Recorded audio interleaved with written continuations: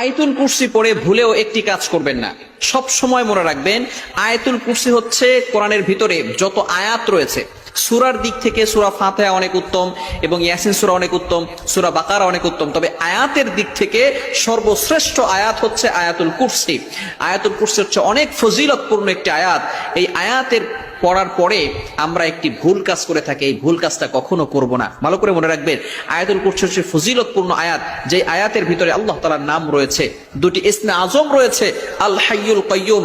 এই ইয়া হাইয়ু ইয়া কাইয়ুম পড়ে যদি আপনি দোয়া করেন, এই দোয়াটাও আল্লাহ তাআলা কবুল করে নেবেন। অনেক সময় আমরা দোয়া করি, দোয়া কবুল হয় না। আপনি যদি এই দুইটি নাম যেটা আয়াতুল কুরসির ভিতরে রয়েছে, আল হাইয়ুল কাইয়ুম, ইয়া হাইয়ু ইয়া কাইয়ুম, এই দুইটি নাম 3 বার পরে যদি আপনি দোয়া করতে পারেন, আল্লাহ তাআলা অবভিয়াসলি ওই দোয়া কবুল করবেন ইনশাআল্লাহ। আপনি নিজে চাক্ষুষ প্রমাণিত হয়ে যাবেন। আল্লাহ রাসূল সাল্লাল্লাহু আলাইহি সাল্লাম এভাবে দোয়া করতেন আল্লাহ তাআলার এই ইসমে আজম নাম নিয়ে। সুতরাং আপনি এই নামগুলো নিয়ে দোয়া করতে পারেন। এই জন্য হচ্ছে আয়াতুল কুরসি অনেক ফজিলতপূর্ণ। তবে আমরা যে ভুলটা করে থাকি সেটা হচ্ছে আয়াতুল কুরসি পড়ে আমরা বুকে ফু দিয়ে থাকি। যখন আমরা আয়াতুল কুরসি পড়ি তখনই বুকে ফু দেই। বুকে ফু দেওয়ার ব্যাপারে কোনো হাদিস আছে কিনা? আসলে হাদিসের ভিতরে আসছে, আল্লাহ রাসূল সাল্লাল্লাহু আলাইহি সাল্লাম বলেছেন, মান ক্বারাআ আয়াতাল কুরসি ফি দুবুরি কুল্লি সালাতিন মাকতুবা, যে ব্যক্তি 5 ওয়াক্ত নামাজের পরে আয়াতুল কুরসি পাঠ করবে। এখানে ফু দেওয়ার কথা বলা হয় নাই। লাম ইয়ামনাহু মিন দুখুলিল জান্নাহ ইল্লাল মাউত, ওই বান্দা মৃত্যুবরণ করতে দেরি, মৃত্যুবরণ হওয়ার সাথে সাথে আল্লাহ তাআলা তাকে জান্নাত দান করে দিবে। সুবহানাল্লাহ বিহামদি। সুতরাং যখন কোনো বান্দা আয়াতুল কুরসি পড়বে 5 ওয়াক্ত নামাজের পরে, দৈনিক যদি আপনি 5 ওয়াক্ত নামাজের পরে আয়াতুল কুরসি পড়তে পারেন, অবভিয়াসলি আল্লাহ পাক রব্বুল আলামিন, আল্লাহ রাসূল সাল্লাল্লাহু আলাইহি সাল্লামের মাধ্যমে জানিয়ে দিয়েছেন, ঘোষণা করে দিয়েছেন, উইল গো টু প্যারাডাইস।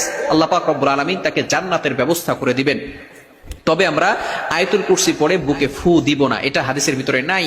সুতরাং আমরা এটা কখনো করব না। এই ভুলটা থেকে আমরা হেফাজত থাকবো। মনে রাখবো যে আয়াতুল কুরসি যেহেতু ফজিলতপূর্ণ আয়াত, এবং যেটা আল্লাহ রাসূল সাল্লাল্লাহু আলাইহি সাল্লাম আমাদেরকে বলেছেন সেটা আমরা করব, কিন্তু যেটা বলেন নাই সেটা আমরা কখনো করব না।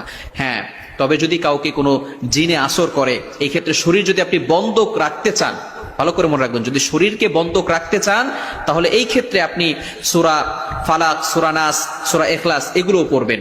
তবে এই ক্ষেত্রে আপনি সবসময় মনে রাখবেন, আয়াতুল কুরসি পড়ে আপনার ফু দেওয়ার কোনো দরকার নেই। এই ভুলটা আমরা কখনো করব না। এই ভুল থেকে আমরা সবসময় বেঁচে থাকবো।